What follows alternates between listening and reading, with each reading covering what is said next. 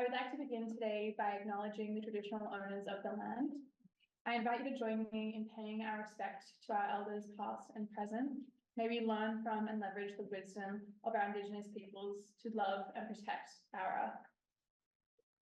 Let us take a moment of silence to acknowledge and honour the power of the sun, wind, and the rain that nurtures life on earth, the spirit of the fields, the forests and mountains, and oceans and rivers and all that lives within, the wisdom of our ancestors, the Indigenous peoples, and the original inhabitants of the land we are on. In particular, we wish to acknowledge the land upon which the United Nations headquarters stands, politically designated as New York City, the homeland of the Lenape people who remain closely connected with this land and are its rightful stewards. We also recognize that New York City has one of the largest urban Indigenous populations in the United States. Let us affirm our desire for right relations with all Indigenous peoples built on respect. Let us commit to redress the harms of colonization. Now, moving into the event, I would just like to ask all the people online today to mute yourself, and you're welcome to put anything in the chat if you have questions, and introduce yourself on the chat as well. I will now hand it over to Sarah, who will introduce our event and moderator. Thank you, Laura. My name is Sarah Rudolph. I'm an IBVM Loretto sister working at the Mary Ward Center in Toronto, Canada, and I'm one of your hosts today. Migration, refugees, and asylum seekers are familiar topics that dominate election debates and political discourse. Yet, migration itself is ancient and timeless. People have been moving for millennia, tracing back to when our ancestors navigated using the stars. Migration has historically been driven by the search for food, freedom, and at times, due to conflict and natural disasters. Colonizers migrated in pursuit of resources like food, gold, new lands, and slaves. The motivations for migration then echo those of today, a quest for a better life. In 2020, 281 million international migrants, or 3.6% of the world's population, lived outside their country of origin. Migration is driven by factors such as gang violence, natural disasters, unemployment, poverty, lack of healthcare, education, water, food, housing, environmental degradation, climate change, persecution, and conflict. These challenges and migration increase people's vulnerability to trafficking and exploitation. Despite not being inherently vulnerable, migrants often face discrimination, marginalization, and exploitation, leaving them susceptible to human rights abuses. Immigrants and refugees are especially at risk of falling into human trafficking networks.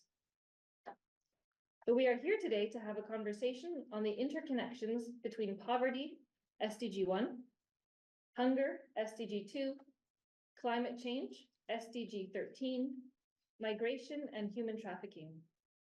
Our speakers will also share innovative, multi-sectoral collaborative projects that aim to prevent and respond to human trafficking. I'd now like to hand it over to our moderator, Teresa Blumenstein, the New York coordinator for JCOR, the Justice Coalition of Religious.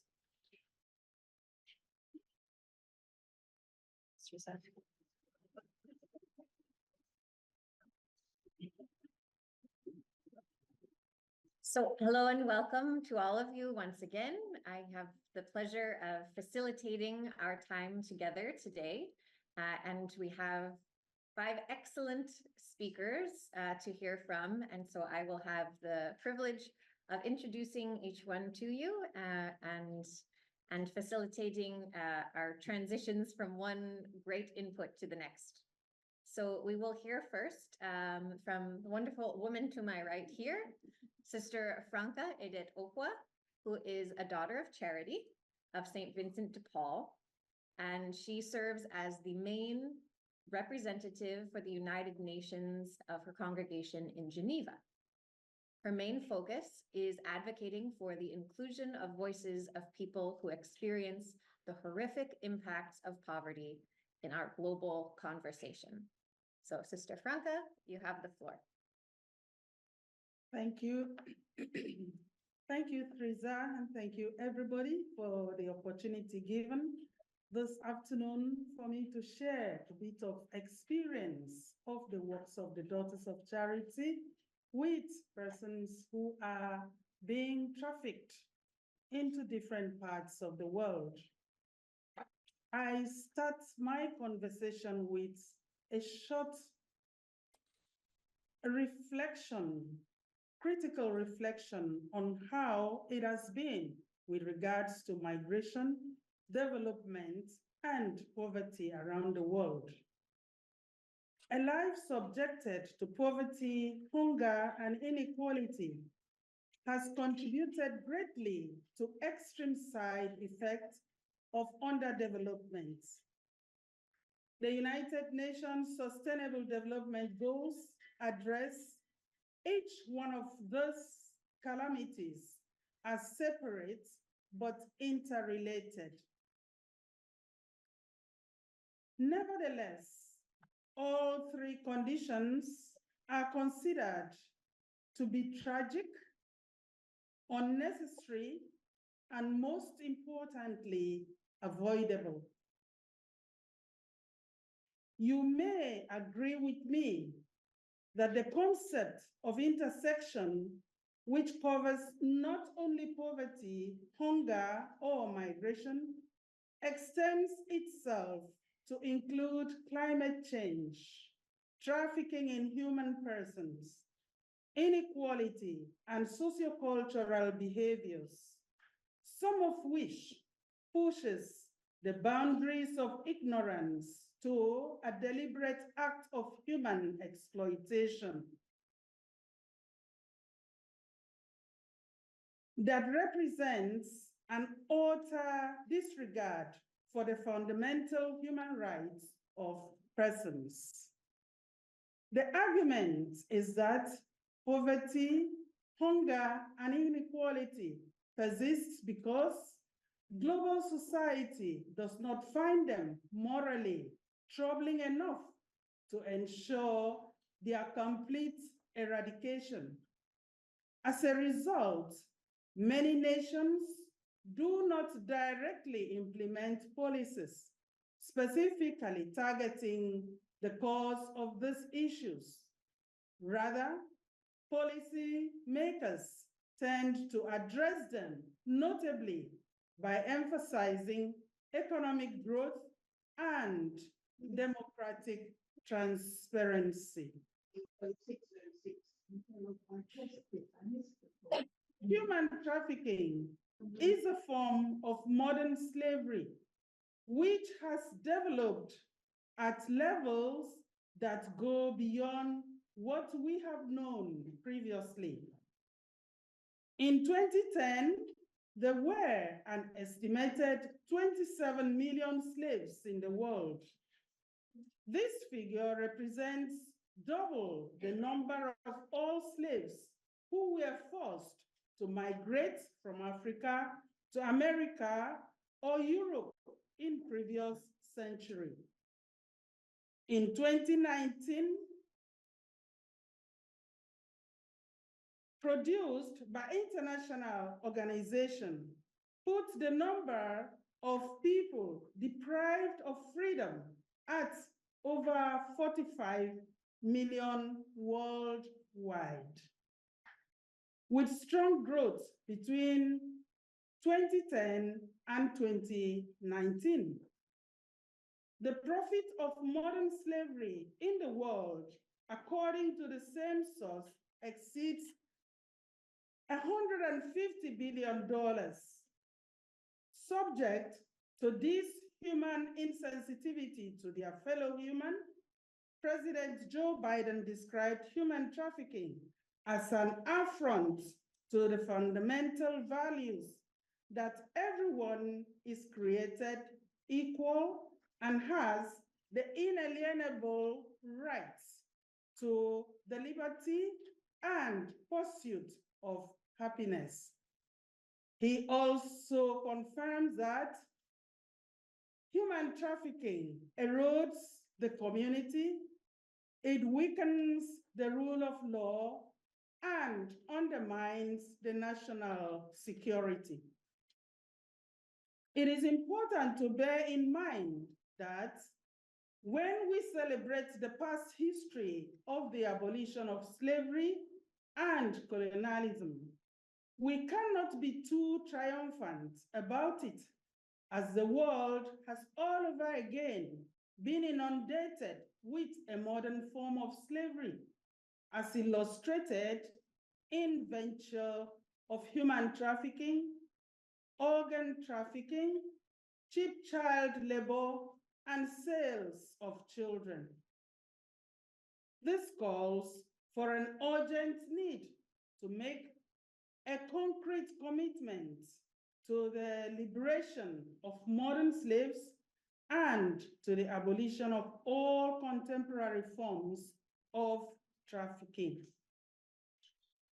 The phenomena of human trafficking became prominent in the leadership forum of the Catholic Sisters of Nigeria through the initiative of Sister Eugenia Bonetti, who was then the president of the Union of Superior Generals in Rome.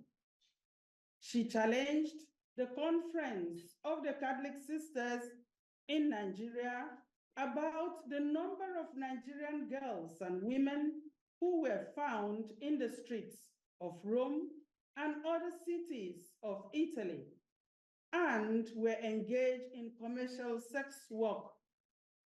In response to the challenge, the Conference of Catholic Sisters established the Committee for the Support of the Dignity of Women. This was a vision that would unite the consecrated women of Nigeria for a common purpose: respect for the dignity and integrity of human person.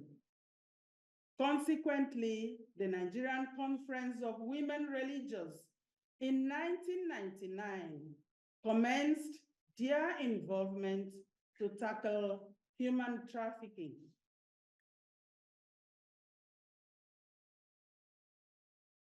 The leaders of NCWR felt strong need to put up a strategy to liberate the women of Africa from the shackles of traffickers, the new slave masters. Since its establishment in 1999, COSUDO has been in the forefront combating human trafficking in Nigeria. They have collaborated with many faith-based organizations, NGOs, CSOs, government agencies at national and international capacity to tackle the scourge of the modern slavery.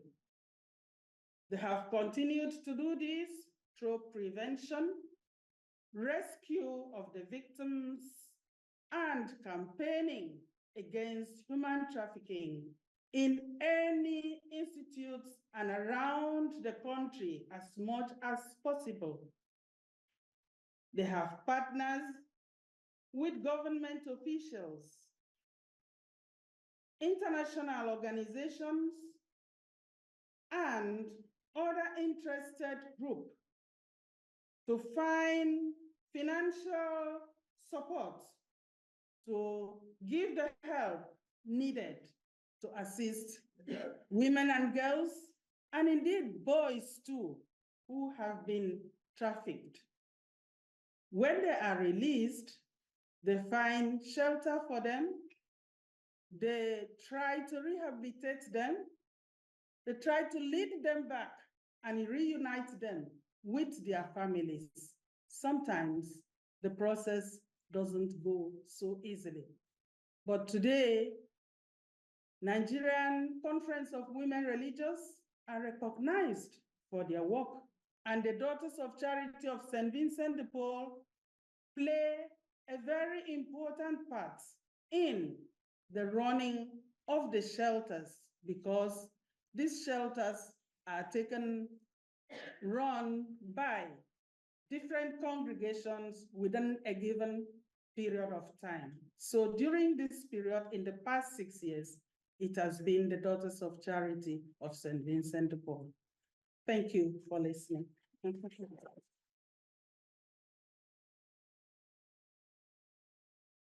Thank you very much, Sister Franca, for helping to share the story of observation, an observation that began with the sisters who are in Rome, but then reached out and tugged on the global network of women religious to contact those who were in Nigeria to address the root cause, or to at least address or observe what the root causes were. We're seeing so many Nigerian women either living without housing or working in prostitution in Italy. And I especially appreciate the collaborative approach that was taken to addressing such a multifaceted problem, as you mentioned at the beginning. And also the point you made that seeing how individual security is undermined in circumstances of trafficking, that in turn leads to insecurity at all levels, including the one for which we seem to have no end to resources, which is national security. There seems to always be resources for that and not enough for individual security. So we will move now to hear from one of our few speakers who are joining us virtually. And our next speaker will be Sister Jackline Mwikali Mwongela, who is a member of the Institute of the Blessed Virgin Mary, Loreto Generalate, and in the East Africa province. She is a project manager for Religious Against Trafficking in Kenya, where she coordinates projects across 25 Catholic dioceses, fighting human trafficking at the grassroots level. Sister Jackline, you have the floor. Thank you very much. I'll start by saying that Religious Against Human Trafficking rebranded, and now we are called Talitha Kum International Kenya. And I am the project manager, and as you've heard, we are running a program for anti-human trafficking in the 26 Catholic dioceses in Kenya, representing the 46 counties in Kenya. Religious Against Human Trafficking was started in the year 2016. This was the year of mercy, when Pope Francis challenged all Christians to do the works of mercy. So here in Kenya, 9 congregations came up and started the good work of prevention, educating people of what human trafficking is. And as you know, that human trafficking is a global crime that trades in people and exploits them for profit. And it involves all genders, ages, and background. And as we talk about Kenya specifically, is an origin, transit, and destination of human trafficking. And we are aware that young people migrate everywhere, and they have the freedom and right to migrate, looking for labor and green pastures. Last week, as we talk, our Cabinet Secretary in Labor gave us a background on how our young people have died in Gulf states within 2 years. And we had 316 of them who have died in Gulf states within 2 years. And it was a challenge for us because we feel that we are challenged more to work on the issue of human trafficking more. And what is our vision? Inspired by the mercy of God, we envision a world free from human trafficking. And our mission is to uphold human dignity by collaborating to eradicate human trafficking. And we have values we hold as an organization, which is honesty, non-partiality, integrity of creation, transparency, confidentiality, justice, and uphold of human dignity. And how do we work as Religious Against Human Trafficking? We are geared with the 4 Ps which UN uses to counter human trafficking. That is prevention, protection, prosecution, partnership, and our religious here in Kenya added a 5th P, which is prayer. And as we talk, we are only working in 4 Ps, whereby the P for prosecution, we just refer. We don't have lawyers who charge people or perpetrators of human trafficking, but we do refer. And what do we do in prevention? We believe prevention is the key. We educate communities, raise awareness, and advocate for policies that address root causes of human trafficking, empowering individuals and dismantling systems that enable exploitation. And we do this through media platforms, that is radio stations, because here in Kenya, when we talk of radio stations, we minister people in their local languages. So religious people here in Kenya are able to use local languages through radio stations to pass this information to the elites and also the uneducated in our societies. And we see that education is key and is very powerful. The other P is protection, and victims are at the heart of our mission. We provide comprehensive support from rescue and emergency assistance to long-term care and reintegration into the communities. We prioritize safety, well-being, and empowerment throughout their journey. And this is done through partnership which we will be discussing in the other P.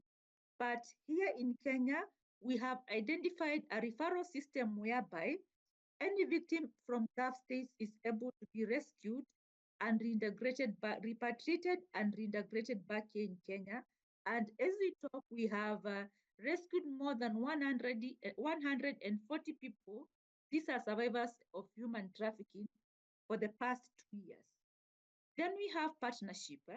No single entity can combat human trafficking alone. We forge strong partnership with diverse stakeholders, including governments, faith-based organizations, NGOs, and community groups. By working together, we leverage our combined strength and expertise for greater impact. And what do we do in prayer? Faith is a cornerstone of our work. We draw strength and inspiration from prayer, believing in the power of hope and transformation. Prayer guides our actions, reminding us of the inherent dignity of each individual and our collective responsibility to create a just and compassionate world. Those are the 4 Ps we work with here in Religious Against Human Trafficking in Kenya. And the issue of prosecution, we refer to a firm of lawyers known as Kituo cha Sheria, whereby people who are willing to seek justice are referred to go and seek justice from that place. As we talk, you have heard that we started with 9 congregations, but now we are 41 congregation members working in anti-human trafficking. And we provide our survivors with psychological support, medication, education. We have TVS, we call them TVS in Kenya, is training for special courses whereby a person has not really achieved a good grade to go to college or university. And the media advocacy has been key because we have managed reaching to young people who are fully affected through WhatsApp, Instagram, and website. You can reach out to our website. I'll be forwarding it in the chat. And we have a free toll number, which is 0800-721-361. This is a number you can call from any country, and we can intervene and rescue you back in your country, or also refer to any other Talitha Kum organizations here in Africa. So I do not have much to say. Thank you.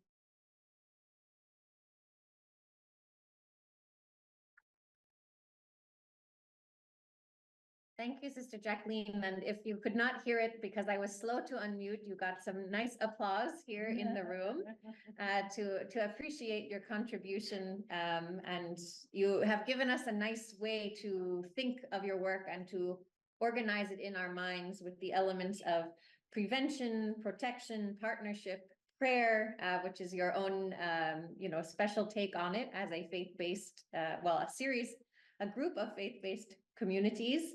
and also that you are connected with the fifth P of prosecution, though you work with partners to deliver the majority of that work. And it certainly is a comprehensive approach and an impressive one. So thank you for your great work on this issue. And now we will continue with our virtual participation to hear from Ms. Susan Mwangi, who is a lay collaborator of the Comboni Missionaries in Kenya. She is an educator who is currently serving as an adjunct lecturer at Tangaza University in the Institute for Social Transformation, which is led by the Comboni Missionaries. She coordinates Laudato Si activities, a call by Pope Francis for integral ecology. Additionally, Susan works with the Comboni Alliance for Social Entrepreneurship, which seeks to empower marginalized communities, particularly in urban informal settlements and among refugees. Susan believes in empowering communities from within by tapping into dormant resources and revitalizing them. In her leisure time, Susan enjoys cooking and gardening, finding joy in serving meals that are prepared with love. Susan, you have the floor. Thank you very much, and good day to all of us. And delving into our discussion today, just sharing much more on the work that we do as Comboni Alliance for Social Entrepreneurship. Comboni Alliance for Social Entrepreneurship, or the Comboni Missionary, we are a member of the VFAT International,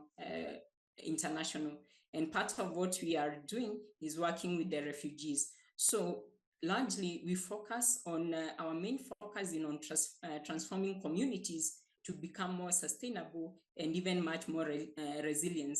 So at the heart of our work is the aspect of social transformation, where we believe and we work towards empowering individuals and especially those affected by various challenges so that they may become agents of their own change. So largely our programming, although it deals so much with people who are in urban informal settlement, we also work with the refugees. And because of our discussion today on the refugee, I would greatly share a little bit of what we do with the refugees here in the urban informal settlement, but also with the refugee who are in the camp. So ordinarily, you realize that what trying to seek what makes us to have the refugees and what is the underlying problem that pushes the pull and the push factors. So in it, you see that the pull and the push factors largely is because of poverty. Others would be, yes, the climate-induced refugees, but a lack of even opportunity for gainful employment makes us to have the challenge of the refugee. So us coming in as a Comboni Alliance for Social Entrepreneurship, we try to see how can we be able to address the issue of poverty. And we seek to address this by acknowledging that our pathway can be through giving this refugee a gainful employment or even livelihood that will be able to support themselves.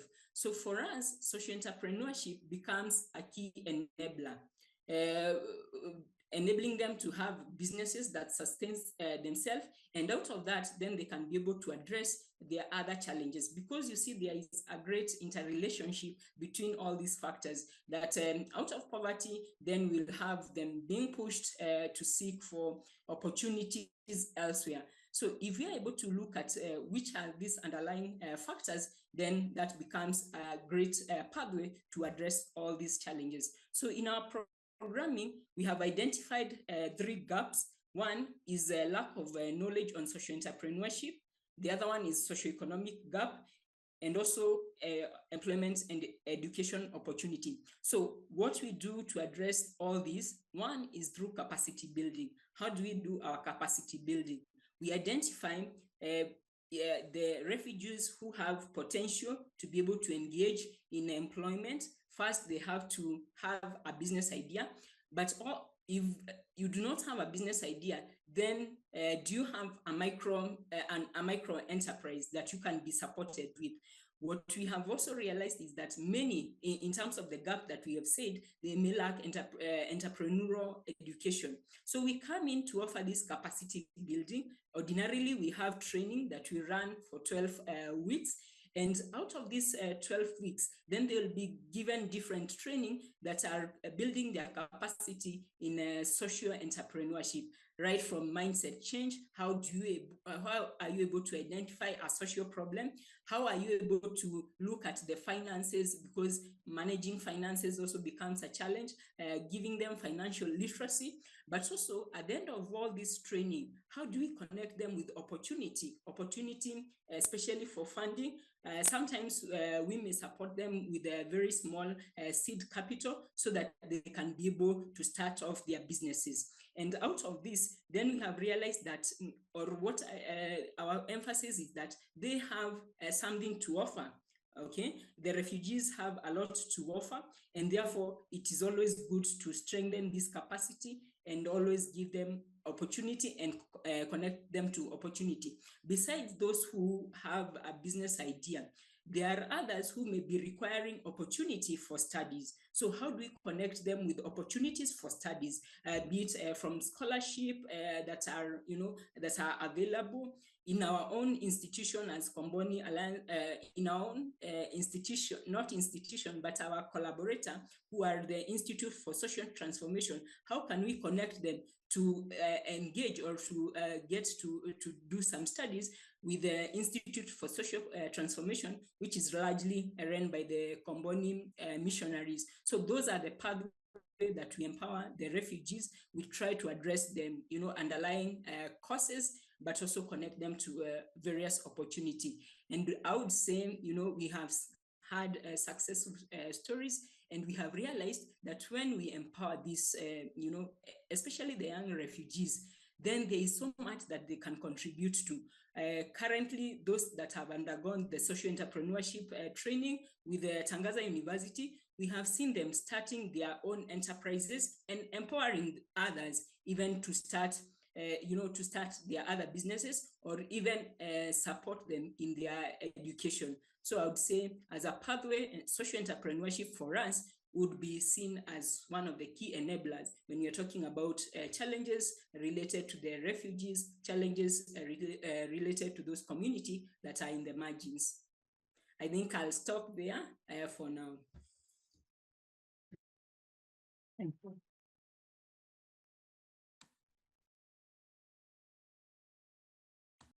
Thank you, Susan. And I especially appreciate the multiple layers to the concept of social entrepreneurship and the way that you have developed it here, with teaching individuals to identify problems, design a solution, and even find and gather resources to implement.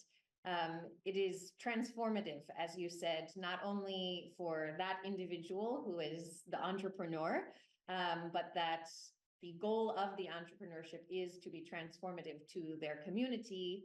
And as you have said, in your experience of poverty as a root cause of migration or forced movement, that it's also transformative to communities far beyond sight of the individual who has implemented the project. So truly far-reaching design that you have put into place with this project. So thank you for the work that you do, and we will look forward to hearing more from you later in the session when we get to questions and answers. And now we will hear from a third panelist who is also joining us online, Eva Rodriguez-Diaz, who is from the Mary Ward Center in Toronto. Eva coordinates the Spanish language radio program entitled End Human Trafficking, a Commitment for All. It is a popular education strategy for the prevention of trafficking in Canada and Latin America. The program is a collaboration of CHHA 1610 AM, I feel that I should be reading that in a more radio voice, which is the Mary Ward Center and the AMARC. So a collaboration again of Toronto, Canada, and Latin America. So now we will hear from Eva. You have the floor. Thank you, Teresa, and receive my greetings, everyone, online or in person there. I am here speaking to you as the program coordinator for human trafficking prevention at the Mary Ward Center in Toronto, Canada, a ministry of the IBVM sisters.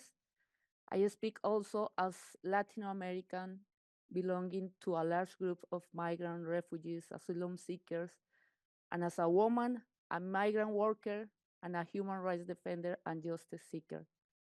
All those factors have created for me the necessity to researching human trafficking and how it links with migration, migrant workers, smuggling, labor, and sexual exploitation, and the growing poverty in the global south, specifically in Latin America. I have talked to and learned from numerous experts, and I've spoken with a lot of people on the ground about human trafficking. Doing this, I have get the opportunity to know people from the inside.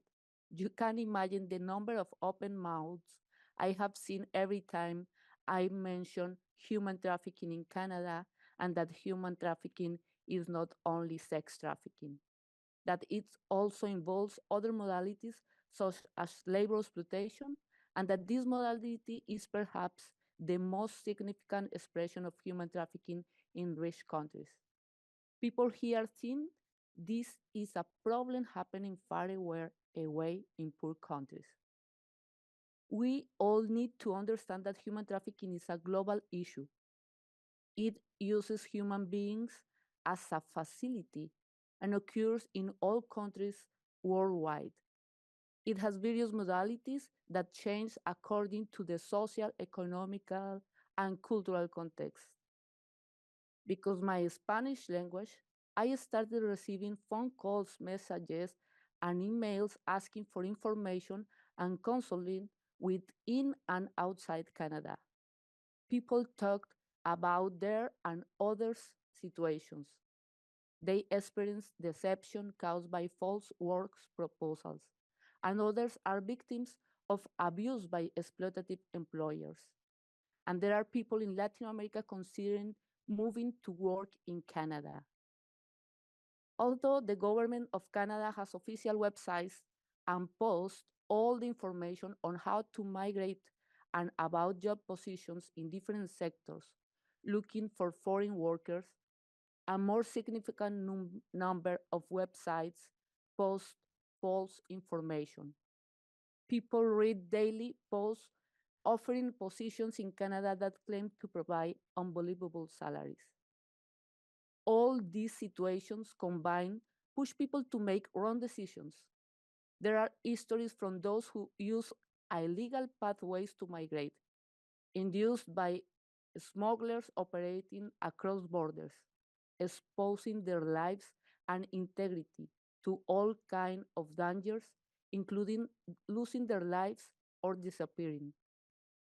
The IOM stated that in 2020, 16.2 million migrants from Central America, including Mexico, crossed borders to North America. 49% of them were women. In 2022, approximately 250,000 migrants crossed the Darien Gap, one of the most dangerous roads in the world between Colombia and Panama, with more than 80,000 persons crossing in the first 3 months of 2023. The International Commission of Missing Persons stated that crossing land borders from South America to North America between 2014 and 2023 was reported the disappearance of 9,283 people. 418 of them were boys and girls. We also need to talk about the experiences of deception, exploitation, and abuse happening to migrant workers in sectors such as farms, construction, and hospitality Among others, many unfair histories exist from people working in legal companies, doing legal jobs under illegal conditions. In Canada, there are 924,850 people without permanent resident status recognized by the government. 72% of them are from Latin America. 501,980 have a work permit. 11% of them are from Latin America. 202,000 are international students. 7% of them are from Latin America. 184,000 are temporary foreign workers. Of those, 70,267 work in the agricultural sector. Of those, 70% are from Latin America. Here, the percentage changed. And 58% are from Mexico. We are atando cabos, as we say in Spanish, connecting the dots, linking the reality of impoverishment of rural sectors in Latin America, of people losing lands, water, and natural resources, traveling to countries such as Canada, Spain, or the US to work in farms, in construction, in domestic wars, also in sexual services or prostitution. At the Mary Ward Center, we wanted to create a strategy to inform, raise awareness, educate, and prevent human trafficking and labor exploitation, all in one. From my experience, I knew that the radio is solid communication in Latin America, especially in rural areas. So it was the best challenge for doing all those things. There was a need, we had an idea, there were topics to inform and to talk about, but we needed a voice. We also found a voice in CHH Radio Latina in Toronto, a community radio station. I sent a proposal and they say immediately, yes, we are in. CHHA has been our partner in doing the radio program together. In the last quarter of 2022, we broadcast 6 programs in the greater Toronto area. It was good. However, we also needed to speak to all those considering migrating to Canada to inform them and raise awareness. So we called friends and sent messages, emails, and smoke signals. We contacted voices and created a strategy connecting CHHA from Canada with 6 radios in Colombia, Mexico, Honduras, and El Salvador. Then we engaged another more prominent voice, the World Association of Community Radios, Section Latin America and Caribbean, AMARC. It brings together over 1,000 radio stations broadcasting in Spanish. On the second Monday of every month, we broadcast for 1 hour. Some radio broadcast directly and others broadcast when they consider it the best time. Also, this year, we have 2 more collaborations, one from Spain, another significant destination for Latin American people. The IBVM sisters interview experts and provide information from there, and the Diocese of Montreal every month offers an analysis from the province of Quebec. We have broadcast 22 hours, 16 of which link Canada with Latin America. 49 guests from 36 organizations have participated in our radio programs, 16 from Canada, 14 from Latin America, and 6 from Spain. We are creating transnational collaboration from civil organizations. The radios are putting their platforms and resources into a program free of ads. From Mary Ward Center, we offer our professional knowledge, commitment, and human conviction. We receive messages from people while we are broadcasting and between programs. People receive the information and act as ambassadors informing others. Human trafficking, sex trafficking, sexual and labor exploitation, begging, forced marriage, human organs trafficking, etc., are realities no one can deny. The modalities change between regions, as I mentioned before. But I know Latin America, and I have known Canada, and all this is happening daily and right now. We need to do everything possible to prevent people from becoming victims of smugglers, human traffickers, and for any form of exploitation. We know that criminals take advantage of people's lack of information and knowledge. We desire that people become aware of the crime, its risks and issues, but overall, people deserve to know and protect their rights and dignity, to highlight the human rights always as migrants, as migrant workers, in any situation, place, and with everyone. No hay trato con la trata, we said in our radio programs, and human trafficking, a commitment for all. Thank you.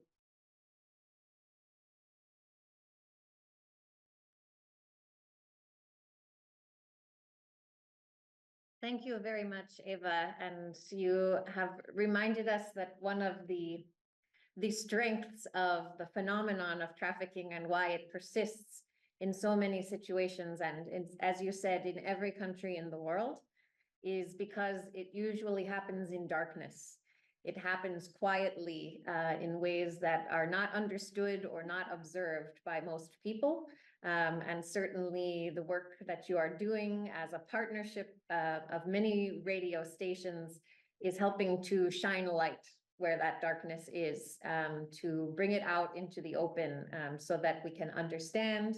And for those who are in countries of potential countries of origin, that they have information about risks involved in migration and different types of facilitators of migration, but also to raise awareness among communities in countries of destination where all this injustice is occurring, right around us, and we are not informed enough to identify it or to do our part in addressing it. So thank you very much for this very far-reaching trans-regional effort that you are coordinating. It's truly amazing. And now we will come back to the room for our final speaker. We have heard from a few different parts of Africa. We have heard from a connection between Latin America and Canada, and now staying in Canada. Our final speaker today will be Varka Kalaydzhieva, who is a program manager at the Ministry for Social Justice, Peace and Creation Care of the Sisters of St. Joseph of Toronto, where she coordinates their migrant worker exercise project. And a bit of that project will be shared with us after her remarks today. So before you begin, Varka, I want to let everyone know, those online, if you have any questions for those who have spoken so far, feel free to put those into the chat box and we will address them as much as possible at the conclusion of our session today. And those who are in the room, if you want to begin thinking about any question to share, you can do that. But now we will hear from Varka. Thank you so much, Sister Janet. You have my, okay. So thank you so much for the introduction. I'm here with another member of our Ministry for Social Justice and Peace and Creation Care, Sabrina, who will help me today, if we have time, to do part of the workshop that we usually do in our work with migrant workers. And as you can see, naturally, I speak very quickly, and I had already one coffee. So if I speed up, bring me back and slow me down. But I will focus my presentation on the conditions and treatments of migrant workers in Canada and the educational tool that we have developed to counter misconceptions and raise awareness of the general population about the mistreatment of migrant workers in Canada and calls to action. I'm not a migrant worker myself. However, the work we do in our ministry and with the collaborative network to end exploitation that we administer is we do this work, and our work is informed by the experiences and close collaboration with migrant workers and migrant worker-led organizations and collaborations. So slide 1. I'm not going to bore you with numbers, but as Sarah said at the beginning, the latest numbers from the IOM suggest that in 2020, there were around 281 million international migrants that were residing in the countries other than their country of birth. Out of those 281 million migrants, 169 million people are migrant workers. So the reason why people migrate for work are complex, and I'm not going to discuss this in depth because of lack of time, and some of the speakers already alluded to some of those connections. We know that environmental destruction caused by climate change, poverty, and lack of real opportunity in one's community and country are only some of the reasons pushing people outside of their country to look for work and opportunities.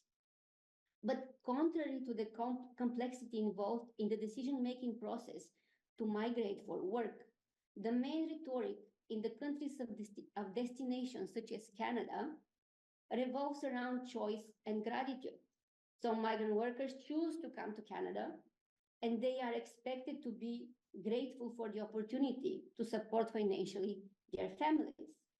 This harmful rhetoric of deservingness is also reflected in Canada's immigration and border policies, creating barriers to safe migration.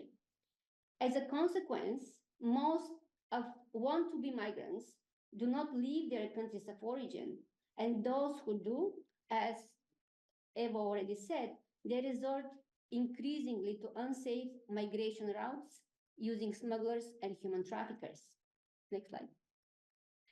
I have some numbers, but Eva already, put in the context the migrant workers, the number of migrant workers in Canada. I just want to allude that Canada is a country that is dependent on temporary migration for its economic and labor needs. And just for a context, while the number of admitted permanent residents in Canada last year was around 500,000 people, those who were in Canada with temporary immigration status were close to 2.2 million, just for a context. And as Eva said, 200,000 of those are migrant workers who are coming in Canada to the temporary foreign worker program. So the majority of those workers are employed in low-wage positions, including farm work, care work, hospitality, and so on. So because temporary labor migration occupies such a vital part of Canada's economic advancement, the immigration programs, like the Temporary Foreign Worker Program, through which migrant workers enter Canada, are branded as a win-win-win for all participants. So as the receiving country, Canada benefits from enabling employers to access not only a flexible, but a disposable labor force that can respond to domestic labor shortages. And the sending countries benefit from remittances, the money that migrant workers send to their families. In fact, recent figures and analysis suggests that remittances have become a global economic factor that surpasses the money low-income countries receive in development assistance and direct foreign investments. For context, in 2022, according to the IOM, migrants sent an estimated of $831 billion in international remittances. And in some countries, remittances make up more than half of their gross domestic product. And finally, I suggested the other party who benefits from the win-win-win equation are individual migrant workers. They access higher income that would be available in their home countries to support or improve their family standards of living. And this last statement is true, though. Those jobs are essential for survival of their families. However, I can say with certainty that migrant workers are the least winning party in this win-win-win equation. And this is largely because the immigration and labor policies in Canada are racially motivated and largely designated to benefit neoliberal and colonial systems that treat migrant labor as disposable. And in Canada, oh my goodness, okay. So in Canada, the majority of migrant workers are racialized workers from the global south. Many enter the country on a close work permit that ties them to one employer with very limited options of leaving this employer without jeopardizing their immigration status. So also, migrant workers in general, they don't have access to permanent residency, with few exceptions. Therefore, even if farm workers, for example, work for the same employer or industry for 10, 15, 20 years, they can't apply for permanent residency or reunite with their families while working in Canada. And we have developed a very short video that we usually use in our awareness raising activities. So I will ask Sister Janet to play the video. Oh, You'll need to share the audio. Okay. And we can put the YouTube link to the video in the chat instead. Maybe I have to.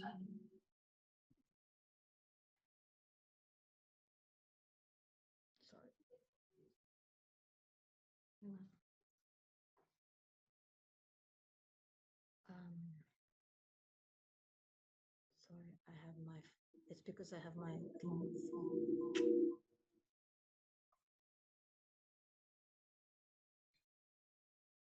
I can. Okay. Janet, will you mute again? I can continue while Sister Janet.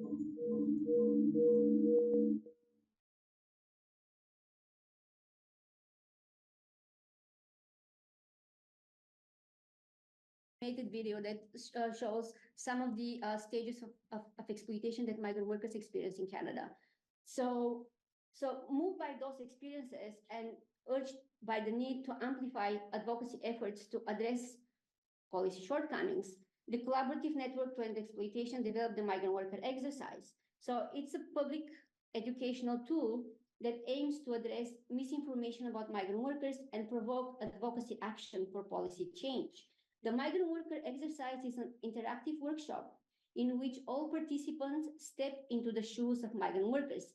They are guided through the stages of recruitment, arrival, harsher realities in Canada, and additional coercion that the majority of migrant workers are subjected to. The workshop culminates in dynamic discussion on possible solutions, outcomes, and actions to address exploitation and improve workers' conditions. It focuses on the experiences of migrant farm workers. However, conditions and treatments of workers in other industries is similar to this. Sure. Okay. Then I'll skip some parts.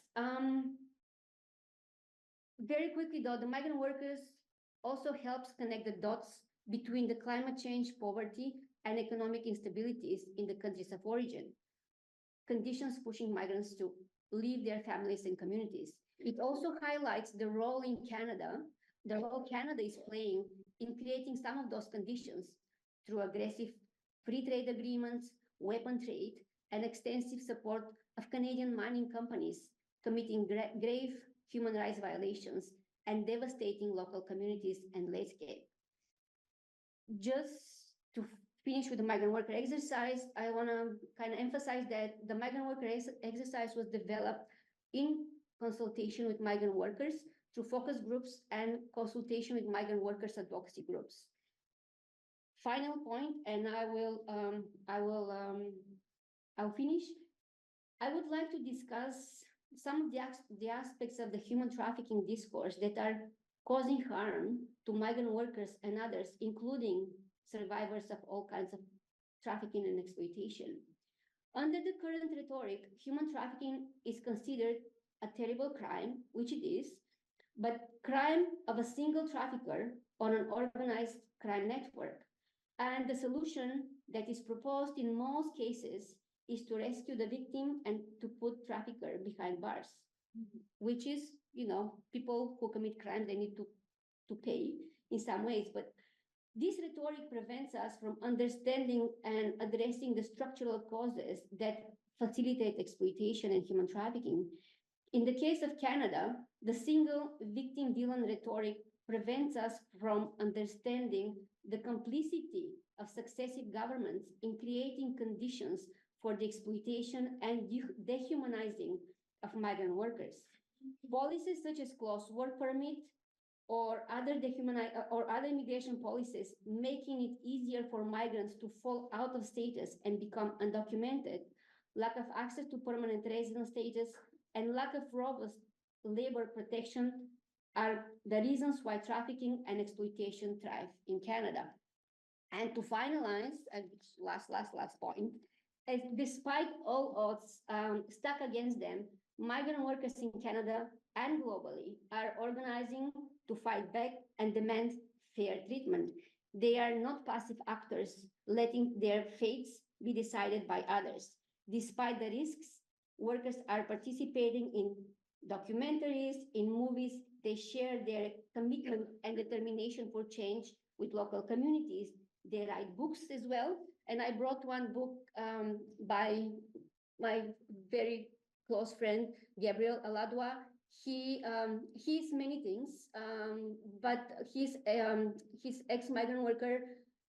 This is the first book in Canada. Now he's an advocate and he's very active in pursuing change in Canada of the treatment of migrant workers. And it's the first book in Canada wrote by a migrant worker about their experiences, his experiences in Canada, and some of the recommendations and what should be done.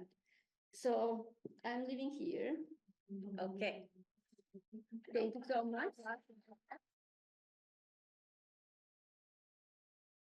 And thank you very much, Varka. You have highlighted another important element in this work, which is the work of narrative.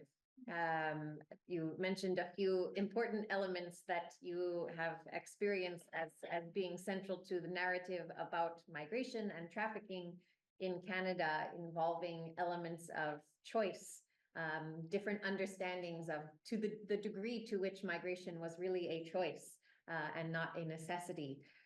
Elements of gratitude, of who should be grateful for the fact that migration has occurred, when in fact, there's another narrative in Canada about how much it is a win for the country of Canada as a country of destination.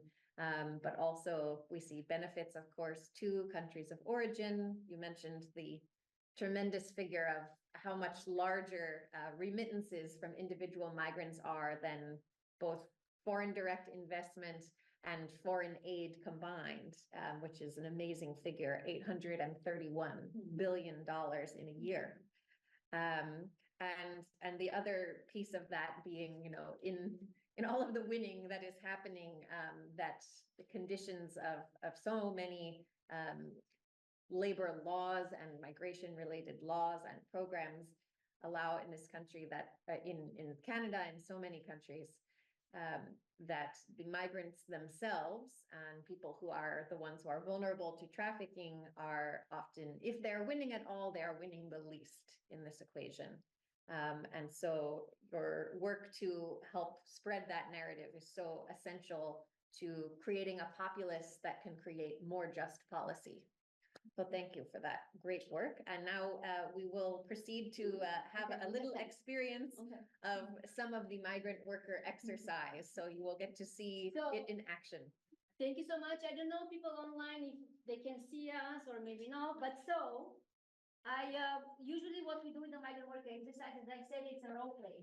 So I have here two people who will play the role, who put themselves in the shoes of migrant workers, and we're gonna just reenact one very small part of our workshop, so you can have you can see what is going on.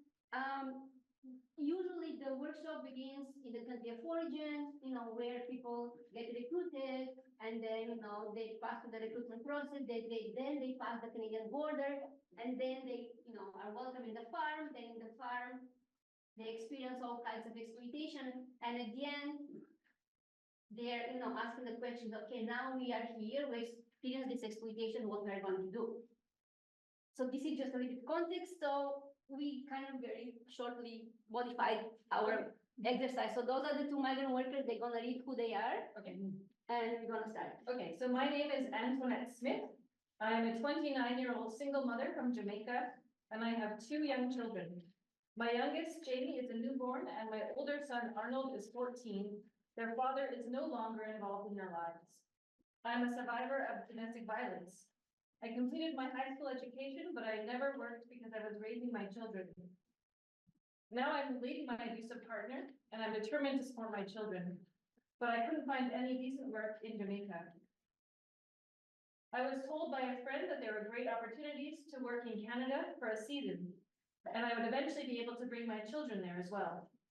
So I made the difficult decision to leave my children in the care of my brother and come to Canada.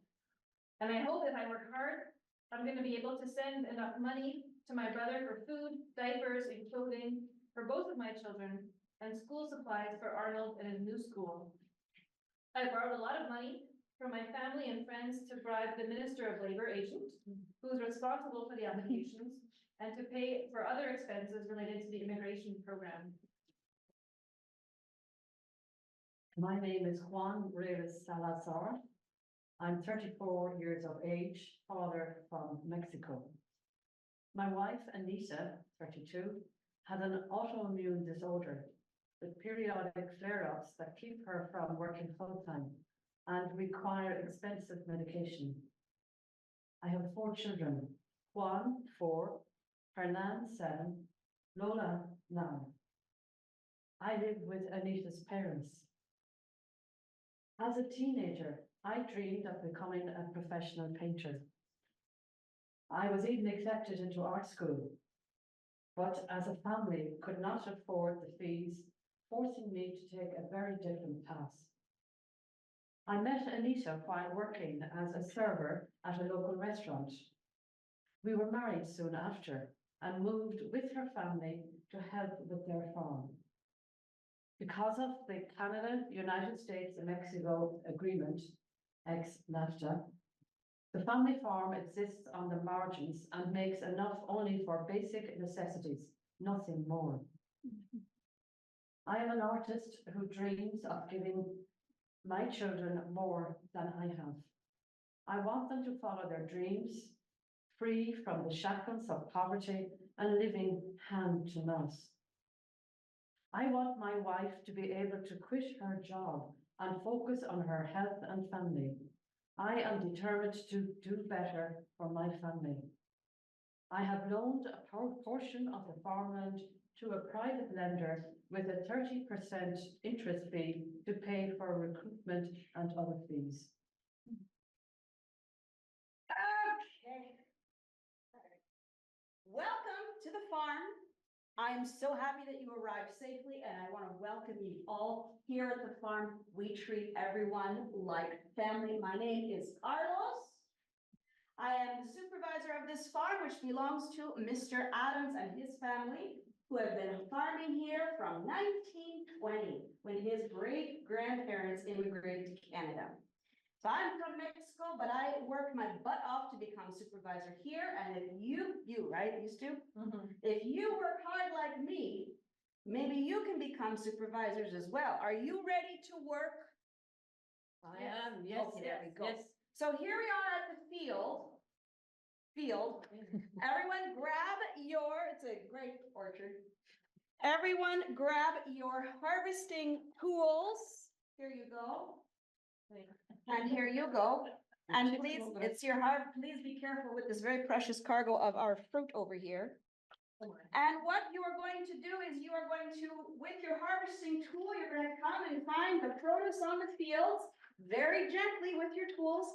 Pick up the fruit one by one, no bruises, please, high quality, and bring it over here to your basket. and work quickly. The sun's gonna go down fast. Let's go, let's go, let's go.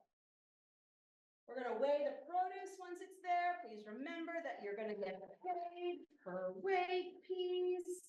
Very good, keep going. Very good. Ding, ding. Hello, Carlos, the productivity statistics of the workers aren't looking so good. What are you doing with those workers? They are not there on holiday, Carlos. Global Fruit Corporation is not a resort, Carlos. Do your job. I need to keep the production up. Otherwise, I will lose the money. You have one more strike and you are out. If your workers do not improve their productivity, you are out. I will send you home in a heartbeat, and I don't care if your daughter is sick and you need money to pay for her hospital bills. That ain't my problem, Carlos. Okay, keep going, faster. We got more to do here. Keep going, work through the pain. You've signed up on all your waivers. We're gonna fast forward a little bit, and now you've worked for a whole month here at the farm. And we are going to distribute your first paychecks after a month of work. So please have a look at those paychecks. I'm just going to give you an example to see what the paychecks are look like. So we've accelerated this activity. What you're looking at are redacted in terms of the name, but these are copies of pay stubs from migrant workers. So the figures that you're seeing on there and the deductions are real. This is mine. That's it. After a month's worth of work, it's how much? $531.21. I don't understand this paycheck. I worked every day more than 9 hours, but my paycheck is only $530 for every day for 9 hours. What are those deductions? I don't understand. I'm so confused. What does CPP and EI mean? I can tell you, I've been coming here for 5 years now. So CPP is money to save for pensions. It's mandatory for anyone working in Canada to pay into CPP, even though migrant workers like us cannot have Canadian pensions. EI is employment insurance. It's money that the government takes from everybody's pay in case they lose their job. Canadian workers can receive government payments for 9 months while they are looking for other jobs. We, as migrant workers, have to make EI payments, but we cannot claim EI. Our work permit is tied to one employer. If we lose our job, we must go home. I'm tired of this place. They are constantly mistreating us and cutting our pay unfairly. They are exploiting us. I think I will leave and find work elsewhere. I've thought about leaving too, but we can't. Remember what they told you when you arrived? Our work permit has the name of this farm on it. We cannot legally go anywhere else. I heard about a worker who left this farm last year to look for another job. They found work, but the employer didn't want to apply for a new work permit. One day, the immigration officer came to the place. They were arrested, detained, and deported. Now they can never return to Canada. I also want to leave, but don't know how to do it. What are we going to do? Thank you so much.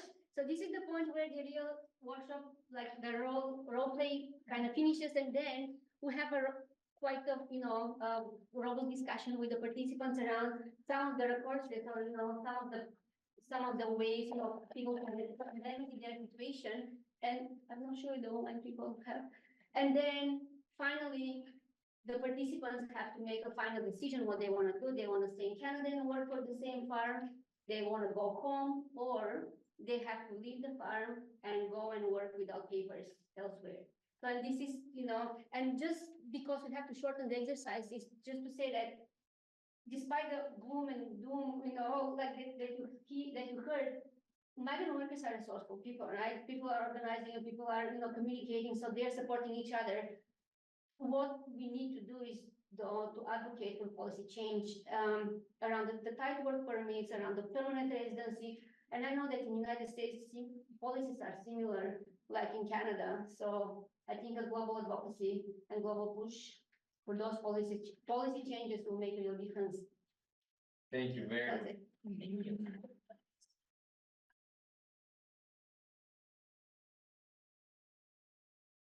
Thanks to all the role players and actors and to our good audience for taking in the surprise theater. And we have a little more time still for questions and responses from all of our panelists. So we do have one question to begin with from those who are joining us online. And then if there are others from within the room, we will be happy to take them and address them. And same goes for both our speakers who are here in the room and those who are joining us online. Feel free to ask of any of them. And I believe the first question that comes from online is really addressed to Eva and to Varka, which is asking about patterns of migration between Canada and Latin America.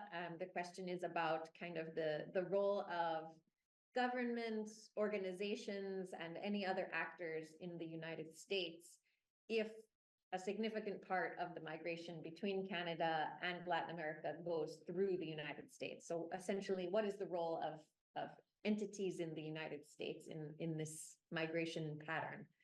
So would either of you like to address that question? I'm not sure, Eva. Go ahead, Varka. I'm not sure if, because I'm not sure of the migration routes from Latin America for people coming to Canada, specifically migrant workers. So I'm not sure if you have some numbers and you want to share. Yeah, the numbers that I mentioned before, but overall, I think it's important to say that there are some that you know very well, some agreements that the Canada government has with countries in Latin America. So there are people traveling from Latin America to Canada to work in farms or to work in features places or in hospitality because they are receiving or they are accessing these agreements that Canada has, for example, with Mexico, with Guatemala, Dominican Republic, to provide foreign workers to do that kind of jobs. So there are some legal pathways and people travel directly from those countries to Canada. But there are other pathways that are not legals for people who can access to that other kind of job offers, and they are taking some people say the easy that is not the easy, it is the big risk of migrate, landing, crossing, and I mentioned before the statistics, people crossing from South America to North America, crossing the Darien border, the Guatemala, Mexico, US, and also people not only coming from Latin America. This in our last radio program that it was this week, we have as a guest the pastoral social from Panama, and they show data that is the same that I showed today, and people coming from Asia and from Africa to Ecuador, to Colombia, and to Brazil, and they started from then. From there, their migration to North America. So it is really the angustia, the suffering that people is having in the global South, trying to come to find any kind of survival possibility. They are losing possibilities there, so they are trying to come here. So there are both options: traveling directly or crossing borders, landing by water. That is the riskiest pathway. Just I want to compliment what Eva said in terms of the majority of migrant workers who come to the temporary foreign worker program. They come to Canada with papers, so they fly directly to Canada. What is happening though? Some of them, there are people who are losing their status when they are in Canada. Okay, so they come to regular migration programs, but then once in Canada, it's so very easy to lose your status. As I said, you know, the moment you change your employer, if you're on close work permit, you are in a shaky ground because your status is tied to your employer. And once you leave, you are essentially with no status. So it's a very easy to lose status while you are in Canada. One of the things that also Eva said, people who are coming from Latin America, not only people who are born in Latin America, but who are crossing irregular, you know, border crossings. Usually, there was a border crossing in Quebec where a lot of migrants from Latin America passing to the United States and going to Quebec, you know, United States. It's called, the crossing point is called Roxfam Road. And before people who are crossing there, they can cross the border irregularly, but once they're in Canada, they can claim, you know, refugee status or whatever. But now, because Canada and United States, they have this so-called safe third country agreement, and before, when the Roxfam Road was open, there was a loophole in this agreement that allowed people who cross irregularly the border, once they come in Canada, they can present to the authorities and they say, you know, we are here, we want to claim status or whatever. But now it's been a few years, the entire border became official border crossing. So even if they go to the Roxfam Road, they are, you know, crossing official border crossing. So they are, you know, it's very difficult now. Are there questions in the room? Just as a recap, we can hear from Sister Franca or Sister Jackline, who are both speaking about anti-trafficking networks led by sisters in Nigeria and Kenya, respectively. And we have Susan, who has helped to lead social entrepreneurship as addressing a root cause of trafficking in Tanzania, in addition to the other speakers who have just spoken. Are there any other questions? Yes, please. I don't know if it's a question, maybe it's more like a comment, but I want to have a gratitude set for Geneva. And I think that she's the woman, the sister, who brought human trafficking and the concern of human trafficking to the religious in the world. And she was, I'm going to tell a little bit of a story that has a sense of hope, because I think that that's hope, that she did this, she modeled this. And I think it was in 2010, she was going to be honored by the Vatican delegate here, and she was receiving an award for the fact that she was advocating that nuns be involved. And interestingly enough, she was going to stay at my house. So, and I was working with an organization that could do a program. And so we asked her if she would come and she would present the program on how she got involved in human trafficking and what story she would have to tell. Well, she told the story, and then we carried it on. But now the story is of caution, or is of interest, is that she went and she got this big award from the Vatican. And when she came home that night to talk, they didn't ask her to speak. They did not ask her to speak to all those rich people who had come to honor her. And it's amazing. So I guess maybe it's like an invitation or a thought for us to continue. I don't know, I'm speaking, I'm an American, so I'm concerned about 2025, it's coming up. And if the NCR today has a whole article about the Catholics who are honoring 2025 and want to make this happen. So my thought is, how do we get the word out to those people who have the power to possibly change and get in and change the policies that are going? Because that's what they're trying to do right now. They're trying to change the whole policies of the United States to be more opposed than we are to immigration. So if that gets through, it's difficult. So it's like a challenge So I said, how can we get our voice heard to them? Now, my name is Kathleen Cannon, and I'm a religious of the Sacred Heart of Mary. Thank you, Sister Kathleen. And we have another comment in the back or question. So people know what 2025 is. No, but I don't know, but like you say, I do know. My understanding, does someone want to say what 2025 is? No, no, no. 2025 is a program that has been developed over a period of several years, mostly made up of Trump's delegates. Project 2025. Yes, and then you can just Google it and find out more. Exactly. A very anti-migrant set of recommendations or plans. An anti-migration. Which is interesting since both US and Canada are dependent on migration for our entire economies. Are there any other questions in the room or comments? Yes. Just one comment, basically. Thank you all for your presentations, both here in the room and virtually.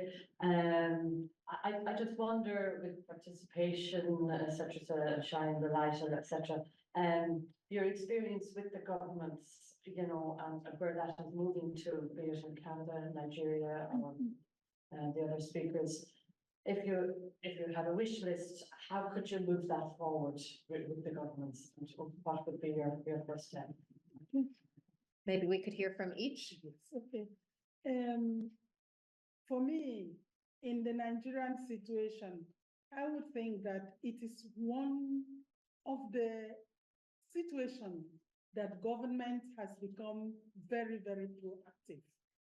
Because this sharing conversation was so short, I could not bring in a lot of that area, but I have a video which I asked Janet to post on the chat. And when you have the patience to go through that video, it's based in Ghana, but it's also connected with Nigeria because those young ones that are migrating or being trafficked, they come from all over West Africa. So the sisters of West Africa have really made a connection. And what do I call them? The force agencies in Nigeria, the government is actually very, very active in the anti-trafficking project. When they work with when the workers are involved in whatever they want to do, there's also a barrier in it because corruption is there. So sometimes when you have the corrupt government officials, they kind of block what is supposed to happen with the success of the project. But generally, I think I would give Nigeria a very good tick, you know, for their cooperation with the Catholic sisters and in the promotion of the anti-trafficking project.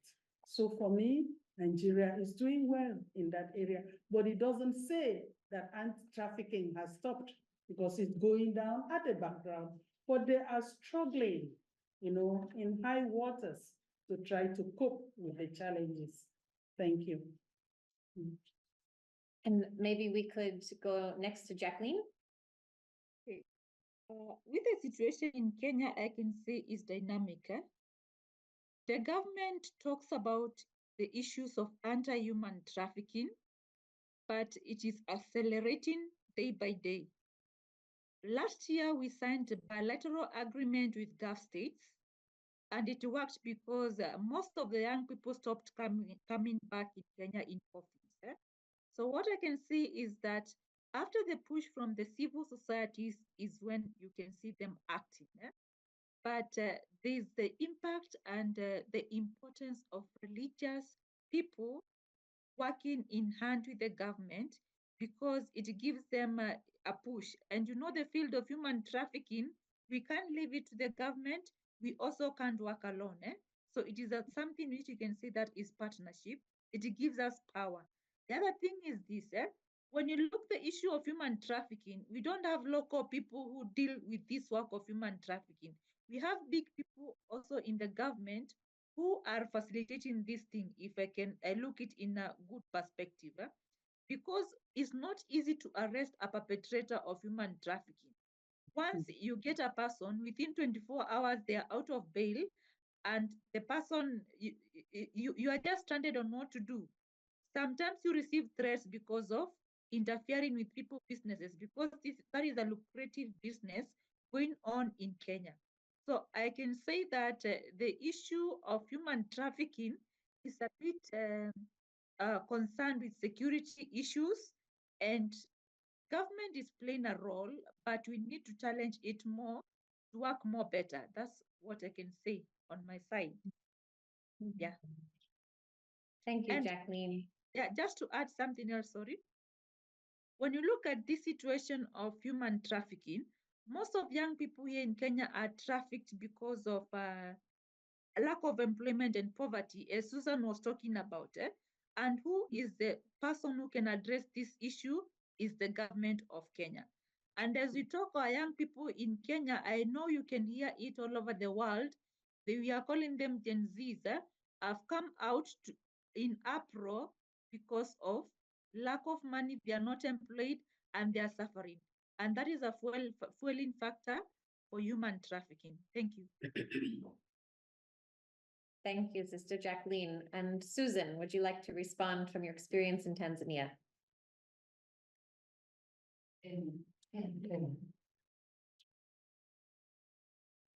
Maybe just to echo, it's from Kenya. Just to Yes. echo and emphasize, the push factors towards trafficking, and looking at most of those laws that are there and the follow-ups that are made. I would say the push factors are largely on economic opportunities.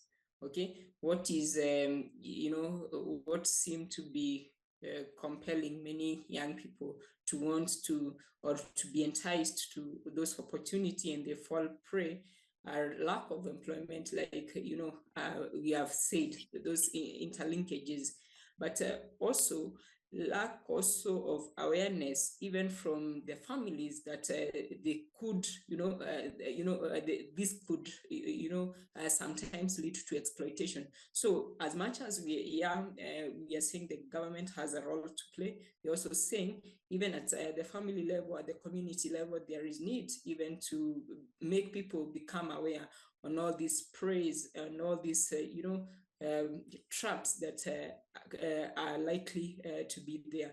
And therefore, the aspect of capacity building comes in handy, but also offering opportunity to deter that challenge.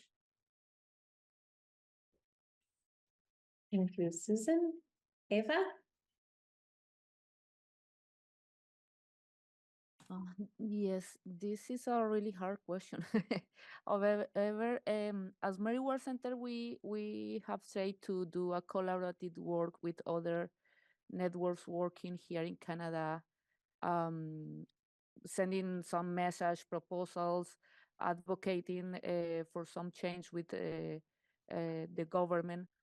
However, in the last time as Mary Ward Center, we take the decision to establish in direct communication with government, sending some messages, sending some recommendations on how to strengthen measures in borders, because all that I mentioned before, control borders police are more interested in persecuting people than persecuting the criminals, and that has to change. Also on how to strengthen controls between countries, no, because it is like isolated actions, and we are talking about 14 countries that are online, but we really don't find like a link and a linking it for between them. Also, is here in Canada is the responsibility that the government has to ensure that the companies, private companies that are part of these agreements bringing foreign workers to Canada, they have to ensure the responsibility as companies, as a business that are hiring people. They have to ensure that their workers receive the adequate treatment, the adequate training, the adequate equipment to do the jobs they are doing, preventing them to be like injured during their jobs, and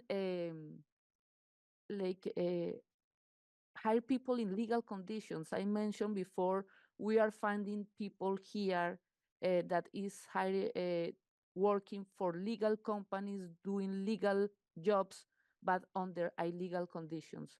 And those are situations that governments around the world need to take more attention, ensure engage controls, and that ensure that the companies have better responsibility promoting workers' rights and protecting workers' rights, especially migrant workers. Thank you. And for final, anything more to Final, add? yes, just Sister Janet will share one slide.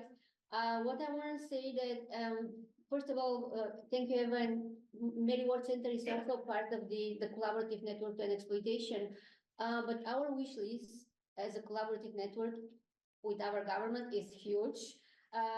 Though the conversations and the meetings with the government are not easy. We have a liberal government right now, but the rhetoric around migrants and migrant workers and migration is so hard that all the policy change that we, as part of other networks as well, want to suggest and want to push for, it's not working. It's government is pushing back very, very, very forceful. And so one of our campaigns that we have is called Open Work Permit Now. We are part of another collaboration with the Canadian Council for Refugees and 30 or 40 more organizations that are pushing for this, for end of the closed work permits, but the government is not binging.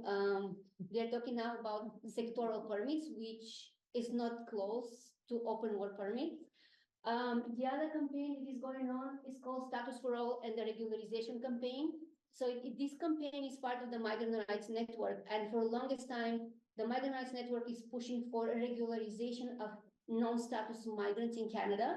So the campaign asks for people who are in Canada and who do not have any status to be regularized. And everything was going so well. And there is a program that is in the works from the government, but they don't want to push with the program because we're going to have an election and all that.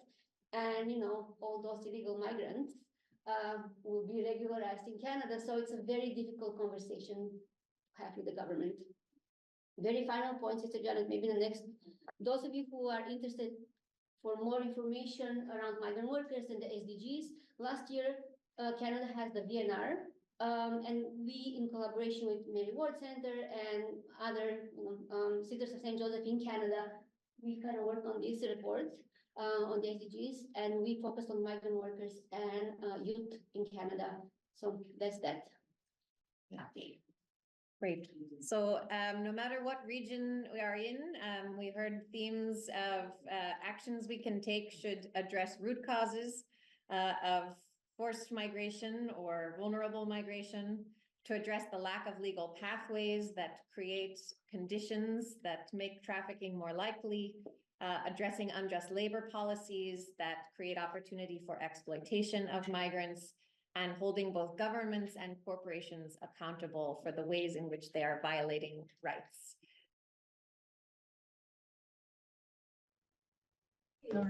Generally, a company of the Daughters of Charity of St. Vincent de Paul, Vivat International, Justice Coalition of Religious, or JCOR, and Mary Ward Center, Toronto. We extend our heartfelt gratitude to each one of you for invaluable contributions to our event today.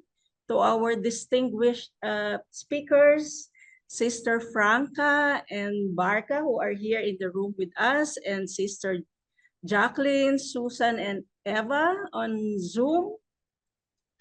Your insights and expertise illuminated the complex interconnections between the critical issues of poverty, hunger, climate change, migration, and human trafficking, and underscored the urgent need for collaborative action. Throughout the event, we were inspired by the innovative projects and initiatives presented by our speakers, from the impactful radio programs in Canada and Latin America to the immersive learning experiences for migrant workers in Toronto and vulnerable communities, especially migrants and refugees in Kenya. Each initiative not only addresses immediate challenges, but also tackles the root causes of poverty, hunger, climate vulnerability, migration pressures, and the scourge of human trafficking. Your passionate advocacy and tireless efforts paved the way for systemic change, offering hope for a future where individuals are empowered, protected, and able to realize their full potential. The discussions on integrating human rights, social justice, and sustainable development goals were enlightening and motivating, highlighting pathways toward a more just and equitable world. As we reflect on the insights shared and the recommendations, we are encouraged by the potential for meaningful impact.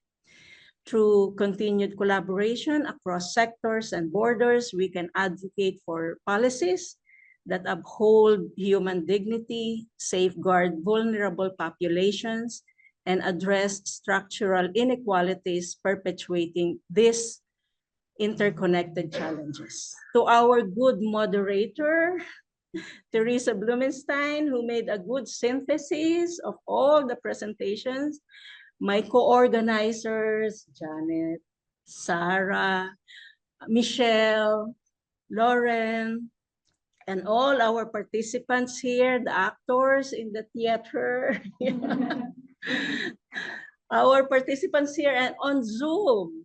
Yes, your commitment to this vital cause is commendable, and we look forward to continuing this journey together. Let us remain steadfast in our pursuit for a world where all individuals can thrive, free from poverty, hunger, exploitation, and the adverse impacts of climate change.